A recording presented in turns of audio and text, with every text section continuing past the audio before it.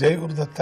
యజ్ఞో వ్రతం తపోదానం జపస్తీర్థం తథైవ చ సర్వేషామేవ జంతూనాం సర్వే మార్గాః ప్రతారకాః.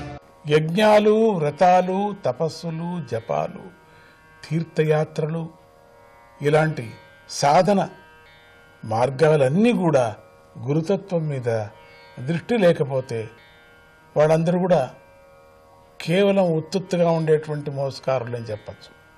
అంటే గురుభక్తి లేని వారికి ఆయా సాధనా మార్గాల వల్ల దుష్ఫలితాలే కలుగుతున్నాయని చెప్తున్నారు ఇక్కడ.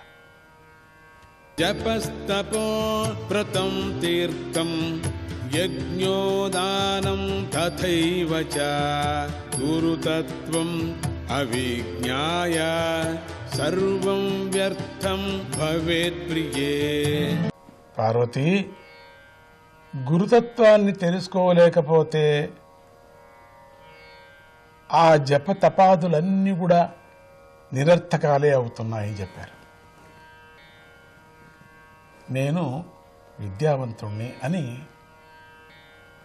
మన మనసులో అనుకుంటూ ఉంటామంటే, నేను సైంటిస్టుని అనో, అథవా నేను ఏ వేదశాస్త్ర పండితుడో అనే, ఇవన్నీ నేను చదువుకున్నానని చెప్పేసి,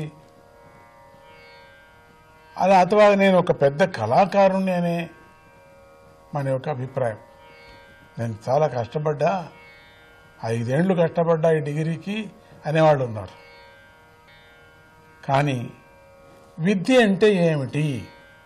విద్య అంటే సైన్సులు, కళలు ఇవన్నీ కూడా ఒక రకంగా చూస్తే విద్యలే అయినప్పటికీ, అలాగే వేదశాస్త్ర పురాణాలు కూడా మరో రకం విద్యలే. కానీ ఈ సైన్సులు మొదలైనవి మన కళ్ళను, మనస్సును బయటకు బహుదూరాలకు ప్రసరింపజేసి బయట ఉన్న వస్తువులను గురించి తెలియజేస్తాయే కానీ నీలోనే ఉన్నటువంటి నిన్ను గూర్చి తెలుపలేవు. సైన్స్ అనుకుందాము, ఎన్నో గోళాల గురించి వాళ్ళకు తెలుస్తాయి. అటువంటి శాస్త్రం ఎంతో లోతులో ఉండినటువంటి మాణిక్యాలు తెలుస్తూ ఉంటాయి. ఇవి ఎంతో పెద్ద పెద్ద సైంటిస్టులు అని చెప్పుకుంటున్నాము. కానీ ఇక్కడ నీలోనే ఉన్నటువంటి నిన్ను గూర్చి తెలుపలేవు అనేది జ్ఞాపకం పెట్టుకుందాం. అంతేకాదు, నీకు మరింత దూరంగా తీసుకుపోతున్నాయి. ఎందుకంటే నీకు అహంకారం పెరుగుతుంది. నేను ఇంత పెద్ద లక్షణమైనటువంటి విద్య నేర్చుకున్నాను, ఇక వేదాది విద్యలు నీ కళ్ళను, మనసును లోపలికి మళ్లించి నిన్ను నీ వైపుకి తిరుపుతున్నాయి. కనుక ఆ సైన్సుల కన్నా ఈ వేద విద్యలు గొప్పవి. పెద్ద వేద విద్యలు ఉన్నాయనుకోండి, లోపలికి తీసుకువెళ్ళి మళ్ళీ నువ్వెవరు అనేది కూడా అప్పుడప్పుడు తెలుపుతూ ఉంటుంది.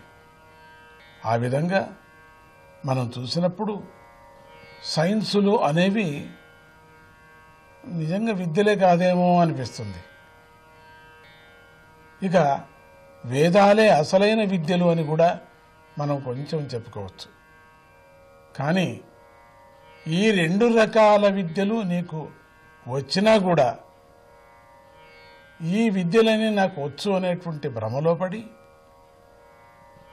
నువ్వు అజ్ఞానాన్నే ఉపాసన చేస్తున్నావు. ఎన్ని పిహెచ్డీలు ఉన్నప్పటికీ కూడా ఇదే గతి. ఎందువల్ల ఇలా జరుగుతోంది అనే ఒక ప్రశ్న. అంటే గురుతత్వ జ్ఞానం మీద దృష్టి లేనప్పుడు అన్ని విద్యలు అజ్ఞానంలోకి వెళ్ళిపడుతున్నాయని చెప్పచ్చు. కనుకనే వీటిని భ్రామకాలు అంటే భ్రమలో పడేసేవి అంటున్నారు. వీటి మోజుల్లో ఈ పడ్డవారికి అందరికి కూడా అల్పచేతస్కులు అంటున్నారు. అంటే తెలివి తక్కువ వారు అంటున్నాడు శివుడు.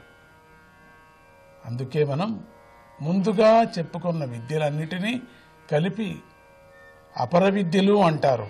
అంటే తక్కువ రకం విద్యలు.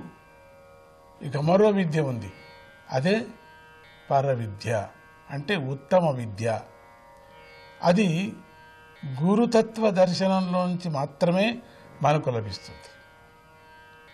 ఇక వేద విద్యలు నేర్చిన వారిలో అనుష్ఠాన పరులు కొందరు ఉన్నారయ్యా. అనుష్ఠానం అంటే ఏంటి? యజ్ఞాలు, దానాలు, మానవ సేవలు, పూజలు, వ్రతాలు, తీర్థయాత్రలు, జపతపాలు, ఇవన్నీ కూడా అనుష్ఠానాలే. ఇక ముందు ఏం చెప్తున్నారో చూస్తానా? ఈ అనుష్ఠానాల గురించి మనం మాట్లాడుకుందామా?